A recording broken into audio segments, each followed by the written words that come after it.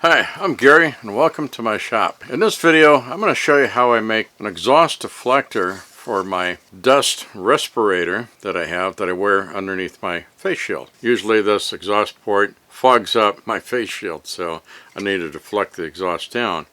This is a low profile design respirator, so it can fit underneath face shields well. It's just that the exhaust fogs it up. So I needed to make something that's of a low profile design here too, so I can make sure, I'm not losing out on any of my things. So designed this to fit on and gives me an exhaust port so that it deflects down, it doesn't hit my face shield, so it works out pretty good. So stay tuned and I'll show you how I make this. When working at the lathe and turning things, I wear this bionic face shield here that I bought from Woodcraft. It's a UVEX. I think I paid about $60 for it. But for dust protection, I like to wear a respirator. This one I got from Woodcraft also, and seemed to be a better deal than whatever Rockler had, and served the purpose better too, as just a dust respirator. When I put this on though, underneath the face mask, a lot of respirators under the face mask wind up hitting on the inside of the face mask. This one doesn't, but the exhaust coming out of here, the side ones are the intake, and then this one is the exhaust, so the air's blowing out here. What it does, of course, my breath is, got moisture in it, and it fogs up the inside of my face shield. Not a good deal. I can't see what I'm doing very well. So what I'm working on is a deflector. I've got a prototype so far, but I'm working on a deflector that will deflect the exhaust from here downward and out, so it won't fog up the inside of my face shield. Now here's my prototype that I've been working on, and it's cut out here at a diameter to fit around this, to fit on there snugly, and it stays in place. And then it's got this cavity in here for the exhaust to blow out. Now this is my first prototype, and it's made out of MDF, and it fits snugly on there, holds on pretty good, and it doesn't run into the inside of my face shield. But depending on the face shield and how you wear it, there are adjustments on the inside of the face shield here.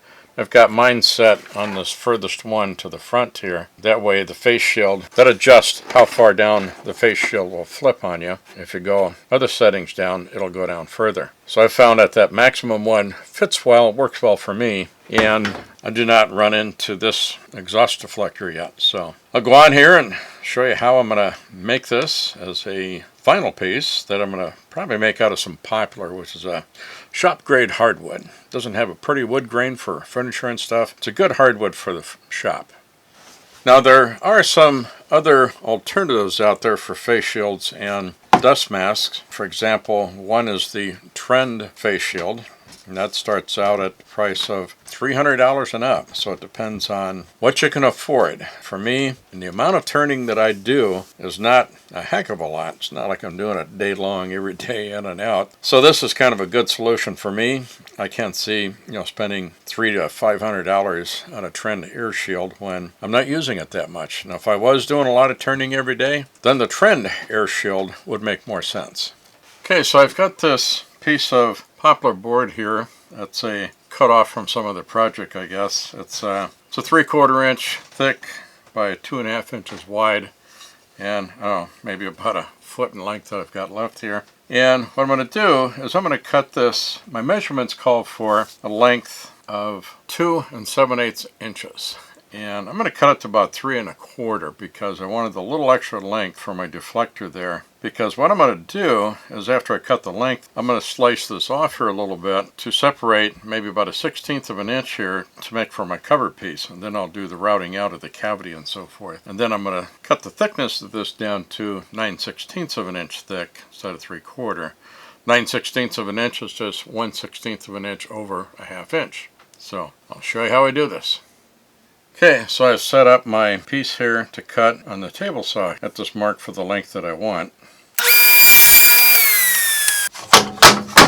Now, according to the way the math works, this is a 3/4 inch thick piece. My table saw blade kerf is 1/8 of an inch. So if I set my fence here at the 9/16 inch thickness that I want this piece to come out at. It'll take out a 1/8 inch kerf, and it should leave me a sliver of a piece here that I want for my cover at 1/16 of an inch. I'll see how this works out on doing this. The alternative is to go to the bandsaw to cut off that cover of 1/16 of an inch that I want, because the bandsaw blade kerf is only about 1/16 of an inch. Here on the table saw, all these measurements work out exactly, so I've got no room for error. I'll see how this comes out.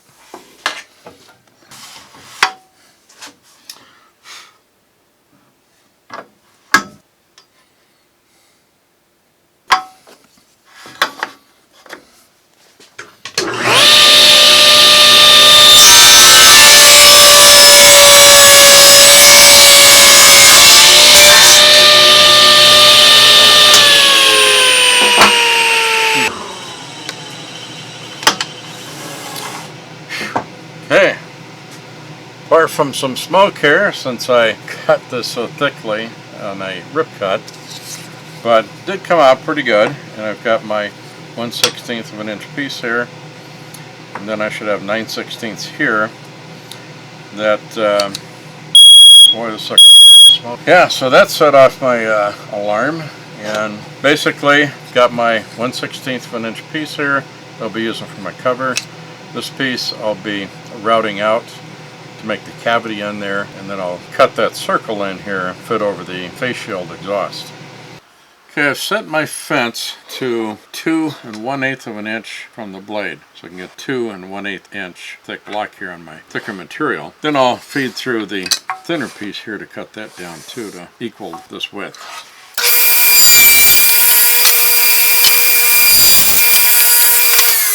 So I have my two pieces here that fit together the same width, and then what I'll do is work on making the 1 7/8 diameter circle in here for fitting over that respirator exhaust port. And then I want 1/8 of an inch thickness wall all the way around here, as I will show you as I go here.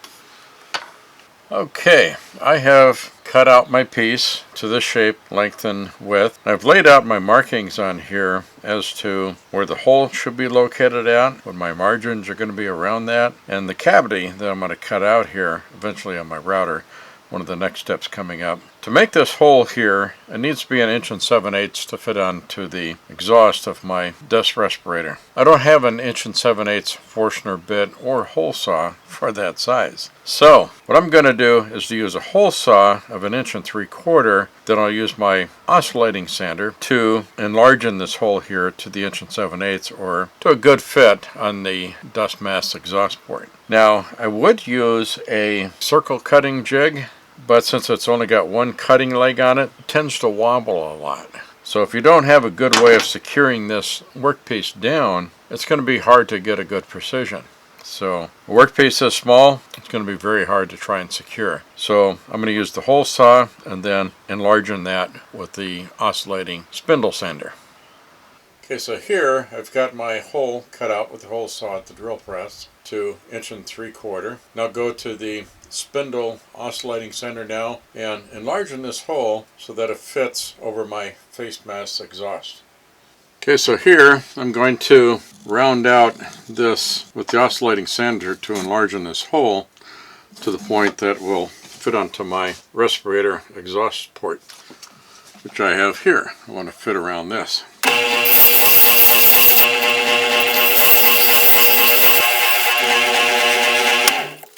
Okay, I've got it down to where it fits on there, good and snugly, and that'll be great. Next I will go to the router to carve out this cavity here, but to leave a bit of surface on back here as a part of the deflection port. I've got my workpiece cut out here, got the hole drilled out, and I sanded it to fit over the dust exhaust port of my mask. Next I need to hollow out this area up to the hole, and I tried doing it on the router, but that proved to be a bit dangerous. So I'm going to try and do this on the table saw here, and then I may have to chisel out any final parts up closer to the hole because the blade is round and won't be cutting all the way up there.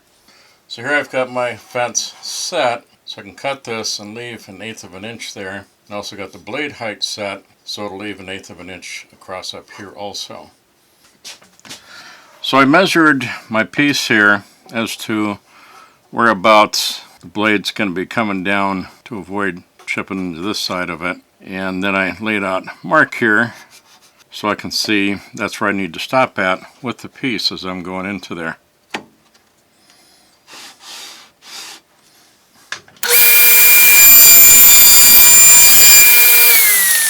That did pretty well, and I'll just keep moving the fence over to keep chewing more of it out of there.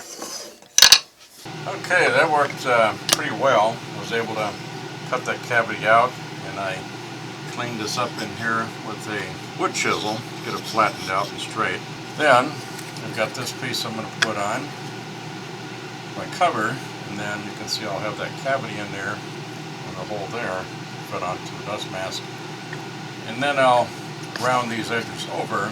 Okay, so I'm going to glue these two pieces together here, and then I'll use these spring clamps to hold it in 4 points. Just a very thin line of glue on here.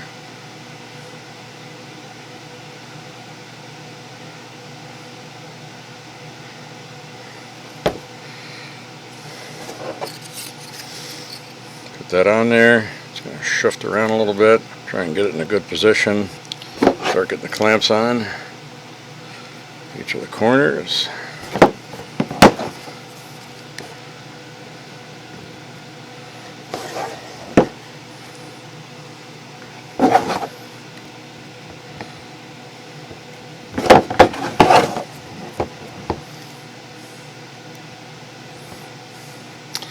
Okay, now wait for glue to dry.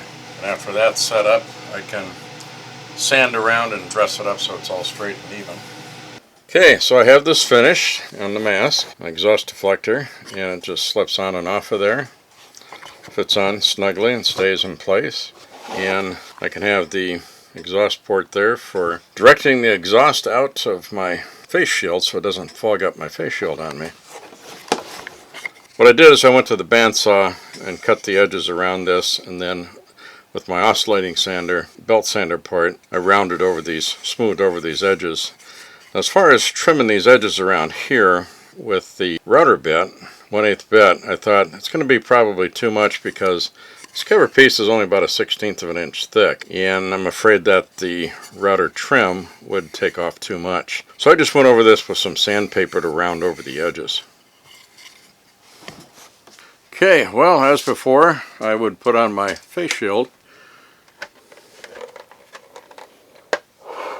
and that would fog up my face shield.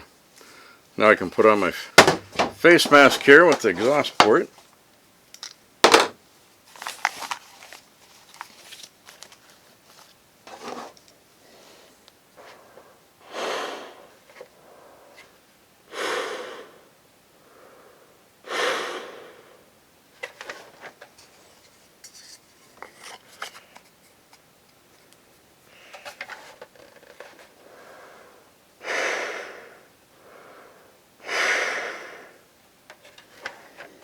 So now it doesn't fog up my face shield because the exhaust is deflecting downwards. Good deal. And a lot cheaper than one of those trend air shields. But like I said, if I was doing a lot of wood turning day in and day out, I'd probably go for the trend air shield then. This is just a cheap fix when you don't spend a whole lot of time at the lathe all the time. Well, thank you for watching this video. I hope you enjoyed it and got the inspiration to make something of your own. If you liked it, please give me a like and also share it with your family and friends. Also, if you want to see what I may come up with next, please subscribe. And also remember to hit that bell icon so you won't miss out on anything. Thank you.